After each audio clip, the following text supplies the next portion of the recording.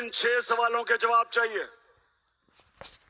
میرا پہلا سوال یہ ہے کہ جب میں ملک کا پرائم منسٹر تھا، امبیسڈر میرے نیچے تھا، تو سوال میرا یہ ہے کہ وہ کس کو پیغام دے رہا تھا؟ پرائم منسٹر میں تھا۔ کس کو وہ ڈونلڈ لو کہہ رہا تھا کہ اپنے پرائم منسٹر کو ہٹاؤ؟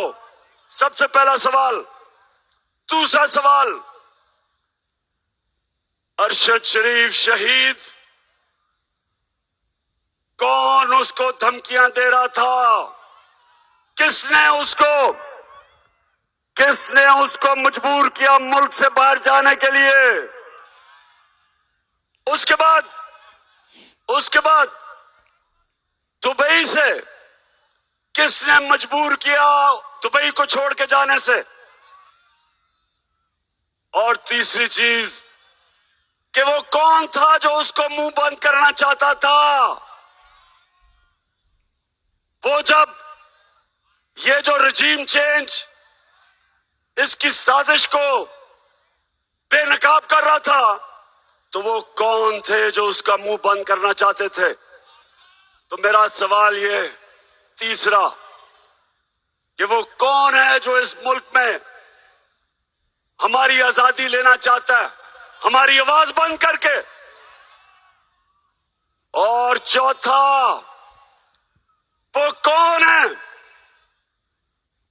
جنہوں نے اعظم خان سواتی سینیٹر 75 سال اس کی عمر کے پوتے اور پوتیوں کے سامنے مار پڑوائی اور اس کے بعد اس کو ننگا کر کے اس کے اوپر تشدد کیا؟ اور وہ کون تھا جو شہباز گل یونیورسٹی پروفیسر، اس کو انہوں نے ننگا کر کے اس کے اوپر تشدد کیا؟ اور وہ کون ہے جو ٹیلی فون کر کر کے نامعلوم نمبروں سے دھمکیاں دیتے ہیں لوگوں کو؟ کون ہے وہ؟ اور میں یہ پوچھنا چاہتا ہوں، وہ کون ہے جو یہ چوروں ڈاکوؤں کو ہمارے اوپر مسلط کیا ہوا ہے جنہوں نے؟ اور کیا اس لیے یہ ملک بنا تھا کہ اس باپ اور اس کے 2 بیٹوں کو سزا ہونے والی تھی 16 ارب روپے کے FIA کیس میں، اور اس کو کیسز اس کے ختم کر کے اور اس کو اس ملک کا وزیر اعظم بنایا؟ اس لیے پاکستان بنا تھا؟ کیا اس لیے بنا تھا کہ آصف زرداری جو 30 سال سے ملک کو لوٹ رہا ہے، جیل میں گزارا ہے اس نے، ابھی فیک بینک اکاؤنٹ میں اربوں روپے کی کرپشن کے کیس ہیں اس کے، اور وہ آ کے ملک میں فیصلے کرے کہ آرمی چیف کون ہوگا، الیکشن کب ہوگی؟ کیا اس ملک کا مستقبل ان ڈاکوں کے ہاتھ میں ہے؟ بتاؤ، کیا ان چوروں کو اوپر بٹھا کے اور ہمیں کہیں کہ ہم ان چوروں کی قیادت مان لیں؟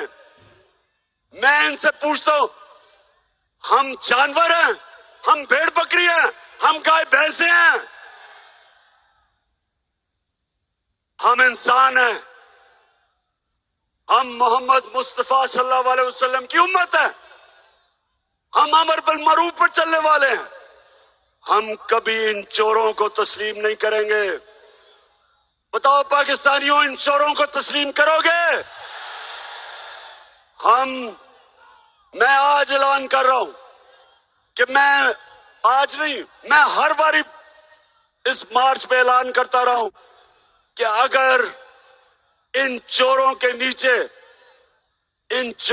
نیچے ہم نے غلامی کرنی ہے، میرے لیے موت بہتر ہے، اس سے بہتر ہے مر جاؤ، کیونکہ ان کی غلامی کرنے سے زیادہ ذلت کیا ہو سکتی ہے؟ بہتر انسان مر جائے۔ میں کبھی ان کو تسلیم نہیں کروں گا۔ کوئی یہ غلط فہمی نہ سمجھے کہ وہاں جا کے اسلام آباد جا کے ہمارا یہ تحریک ختم ہو جائے گی۔ یہ تحریک اگلے 10 مہینے تک چلتی رہے گی جب تک الیکشن نہیں ہوں گے. اور میں ابھی پریس کانفرنس ہوئی اس میں کہا کہ جناب ہم نیوٹرل ہیں, ہم غیر سیاسی ہیں.